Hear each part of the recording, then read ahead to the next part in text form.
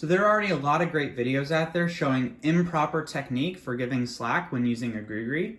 And in this video, I hopefully just want to show you a couple more subtle examples, but all those are great videos and you should check them out, especially if you're new to using a GriGri for lead belay, just to make sure you don't make the same mistakes. So kind of the first example I want to show you is, let's just quickly recover. When I give slack quickly, I want to bring my pointer finger up to the friction plate and kind of hook it. And I'm going to use my thumb to push just the middle part of the cam down, and then I can feed slack through the device while gripping the brake side with these three fingers still. So one of the first things I see that people will do is they'll actually grab not the friction plate, but the bottom of the GriGri and then use their thumb here. And sometimes they'll even actually let go of one of their other fingers on the brake side. So now notice I've only got two fingers holding the brake strand, which is certainly much less secure than three fingers, especially since the pinky is already pretty weak, right? So I've basically got a pretty weak finger and just my ring finger holding the brake side, and then they grip kind of the bottom of the device and then the top of the device.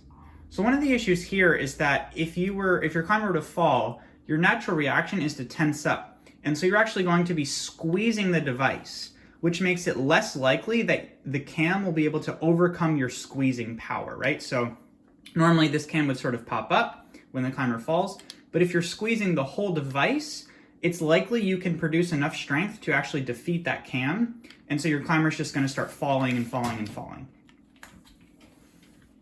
When you use the friction plate with your pointer finger, it's very unlikely that if you tense up, just your thumb alone can generate enough force to defeat the cam. It's much more likely that the cam will engage, your thumb will kind of slide off, and then your climber will be caught by the device.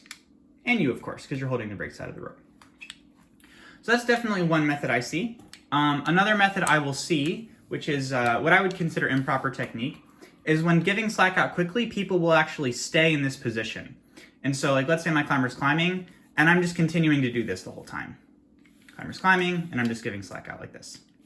And so technically I'm using the proper technique for giving slack out quickly, but what I'm not doing is returning to brake position. So this is a compromised belay position where, like, I'm technically, creating risk by holding down the cam. Now, as I said, it's unlikely your thumb will generate enough force to actually defeat the cam if a climber falls here. Nonetheless, my personal recommendation and my personal habit is when I'm giving slack quickly, I do it just enough to give slack to my climber, and then I immediately go back to the braking position. This is definitely a much less compromised position to catch a climber fall in, and I would just consider much safer practice in general. So again, instead of belaying while just holding your thumb here, I definitely recommend, if you need to give slack quickly, do it, and then go back to brake position.